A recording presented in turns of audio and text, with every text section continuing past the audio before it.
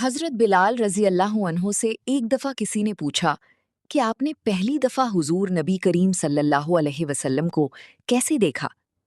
بلال رضی اللہ عنہ فرماتے ہیں کہ میں مکے کے لوگوں کو بہت ہی کم جانتا تھا کیونکہ غلام تھا، اور عرب میں غلاموں سے انسانیت سوز سلوک عام تھا۔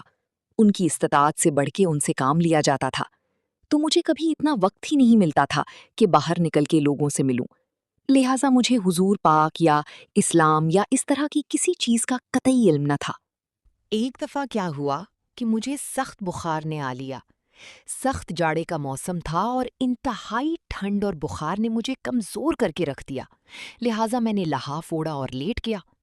ادھر میرا مالک جو یہ دیکھنے آیا کہ میں جو پیس رہا ہوں یا نہیں، وہ مجھے لحاف اوڑھ کے لیٹا دیکھ کے آگ بگولا ہو گیا۔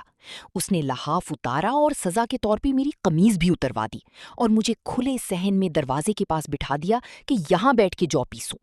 اب سخت سردی، اوپر سے بخار اور اتنی مشقت والا کام، میں روتا جاتا تھا اور جو پیستا جاتا تھا۔ کچھ ہی دیر میں دروازے پہ دستک ہوئی۔ میں نے اندر آنے کی اجازت دی تو ایک نہایت متین اور پرنور چہرے والا شخص اندر داخل ہوا اور پوچھا کہ جوان، کیوں روتے ہو؟ جواب میں نے کہا کہ جاؤ اپنا کام کرو، تمہیں اس سے کیا، میں جس وجہ سے بھی روں۔ یہاں پوچھنے والے بہت ہیں لیکن مداوع کوئی نہیں کرتا۔ قصہ مختصر کہ بلال نے حضور صلی اللہ علیہ وسلم کو کافی سخت جملے کہے۔ حضور صلی اللہ علیہ وآلہ وسلم یہ جملے سن کے چل پڑے۔ جب چل پڑے تو بلال نے کہا کہ بس، میں نہ کہتا تھا کہ پوچھتے سب ہیں، مداوع کوئی نہیں کرتا۔ حضور صلی اللہ علیہ وآلہ وسلم یہ سن کر بھی چلتے رہے۔ بلال رضی اللہ عنہ کہتے ہیں کہ دل میں جو ہلکی سی امید جاگی تھی کہ یہ شخص کوئی مدد کرے گا، وہ بھی گئی۔ لیکن بلال رضی اللہ تعالیٰ عنہ کو کیا معلوم کہ جس شخص سے اب اس کا واسطہ پڑا ہے وہ رحمت للعالمین ہے۔ بلال رضی اللہ تعالیٰ عنہ کہتے ہیں کہ کچھ ہی دیر میں وہ شخص واپس آ گیا۔ اس کے ایک ہاتھ میں گرم دودھ کا پیالہ اور دوسرے میں کھجوریں تھیں۔ اس نے وہ کھجوریں اور دودھ مجھے دیا اور کہا، کھاؤ پیو اور جا کے سو جاؤ۔ میں نے کہا، تو یہ جو کون پیسے گا؟ نہ پیسے تو مالک صبح بہت مارے گا۔ انہوں نے فرمایا، تم سو جاؤ، یہ پسے ہوئے مجھ سے لے لینا۔ بلال رضی اللہ عنہ سو گئے اور حضور صلی اللہ علیہ وسلم نے ساری رات ایک اجنبی حبشی غلام کے لیے چکی پیسی۔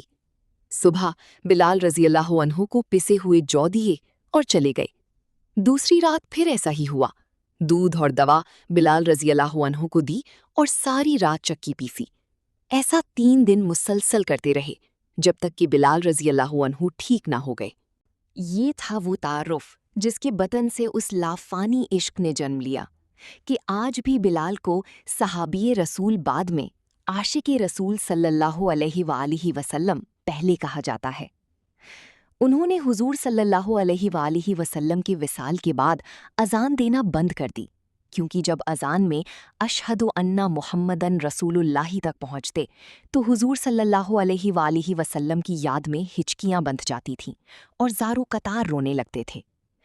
ایثار اور اخوت کا یہ جذبہ اتنا طاقتور ہے۔ اللہ ہم سب کو عمل کی توفیق عطا فرمائے، آمین۔ یہ کیسا جذبہ، کیسا عشق ہے! جزاک اللہ خیرن کثیرا۔